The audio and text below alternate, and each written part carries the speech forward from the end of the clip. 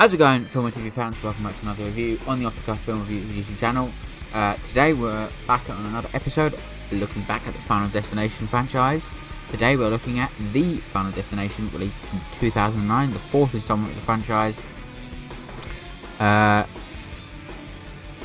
Once again directed by David R. Ellis, who directed the second movie, with an original score this time by the one and only Brian Tyler. Now, obviously this film, I think, is like I mentioned in the previous review, is the one that really, it's the bad one, basically. It's like the really bad one, because yeah, it's pretty fucking shit. But you know what, I enjoy it because I like this franchise, and I think, while yeah, it's obviously a terrible movie, I still think the deaths are gory enough and fun enough and stupid enough. The characters are once again shite. The music's really good though. And I think it's still as entertaining as the others, albeit again this is the one where the effects really are fucking horrible, horribly CGI'd, really shitty, terrible effects. And it's a shame because once again, much like the third one, they did a lot of practical stuff for this movie, but none of it is on the fucking screen at all. It was all just digitally fucked over, which is really bad. I mean, in the third one, there was a few where it looked bad, but you could still tell that for the most part it was practical effects.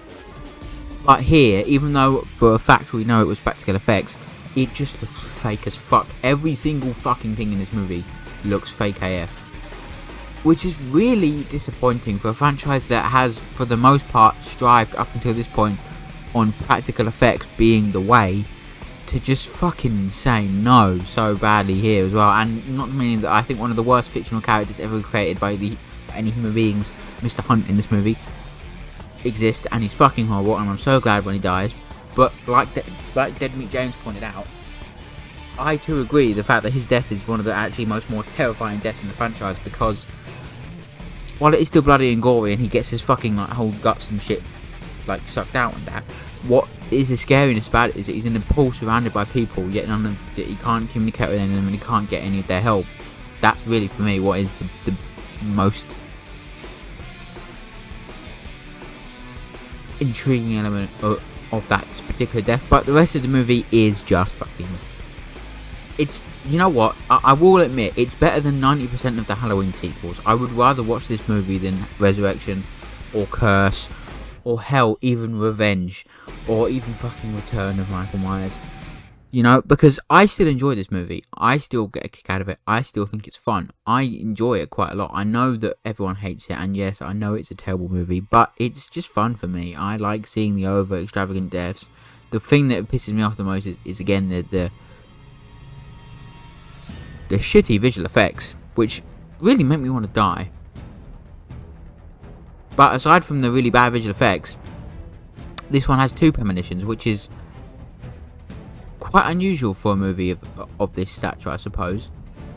Well, at least it's the first time the franchise has done two premonitions in one movie, one at the beginning and one towards the end of the movie. And I think my favourite scene in this movie, I think, is the scene towards the end with the theatre or the cinema, and they get game ended there.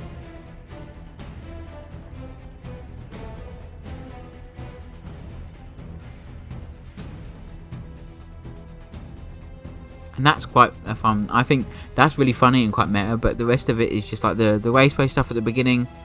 It was cool, but it makes it even more unbelievable because someone in the crowd shouts, "There's going to be a crash," and it's like, dude, you're at a fucking NASCAR raceway. There's always going to be a fucking crash. Even one of the characters says that. So it also is a bit unusual as to how all these people just start rushing out when I would suspect they would just get back in the seat. Obviously, you need it for the plot to go forward, to have the whole thing where premonition, certain people avoid premonition. People who avoid premonition get game ended later on in more gory ways. But it feels like those people didn't chase him out or weren't pissed off with him. They were, but they didn't like with the plane sequence. They all got chased out, or in the second one they were all tailed back in traffic, or in the third one they had to let a certain amount of people off the coaster whose bars were up. That stuff makes sense. Here it's just like they just ran after him because they knew it was fucked or something, but clearly not. Although there is a nice awesome Easter egg to Clear Rivers in this movie, where the main character, whose name I don't know because I don't care, has this flash thing to see water bad, and he's put next to a sign that says Clear Rivers swimming pool or some shit. That's really cool. But again, this is, again, it's a very interesting fact to know that this is the one movie in the franchise that has literally zero involvement from Tony Todd, which says a lot that this is the shit one. But yeah, it's boring. It's boringly enjoyable.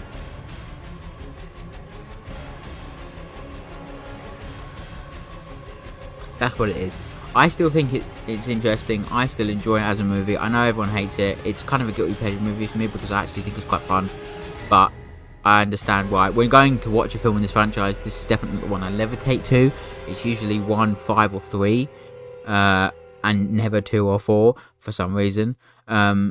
Because 1 and 5 are fucking brilliant, and I have Helena's Out for the third one, like I mentioned in that review. It's never usually this one I go asked to, although for some reason I have been watching this one quite a few times recently. Don't know why, but yeah. The Final Destination is just a weirdly stupid movie that is definitely the low point of this franchise, but it's still an enjoyable movie, and I would still watch it over Saw 5. That's a fact that I am very proud of, because that movie is fucking shit. But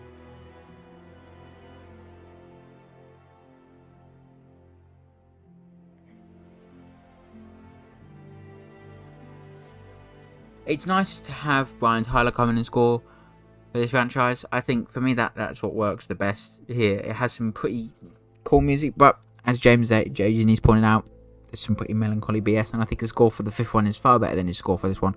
Although it is a good score, and it means that I don't have to do another review theme, so that helps me in a way. But yeah, thank you so much for watching my review of the Final Destination. We're nearly at the end of the Final Destination franchise. On the day this video comes out, I'll be dropping both the review for the Final Destination and Final Destination 5. And then after that, it's moving on to, I'm going to do one movie before I start the Friday the 13th stuff, and that is The Lost Boys. So I'm looking forward to reviewing that movie because I recently saw it in the cinema, but thanks to some unsavory characters who were sitting close to me during the approximation of the movie, I was heavily distracted and didn't really get to enjoy that much of the movie. So I'll be reviewing that tomorrow. Or not tomorrow. Yeah, hopefully tomorrow. But today is the day, the end of the 13th Doctor, which means we'll be getting the 13th Doctor, the Series 13 Specials review coming very soon. I cannot wait to do that video because that set of 3 episodes has, at least at the time of recording, before Power of the Doctors come out, one of the highest highs of the 13th Doctor era, and then right after it is literally the lowest of the low of the 13th Doctor's era. That's going to be really fun. Anyway, thanks so much for watching. It's been a pleasure to take part in reviewing this franchise because it's a fucking awesome franchise. But yeah, thanks so much for watching. Have a wonderful day, and bye bye for now.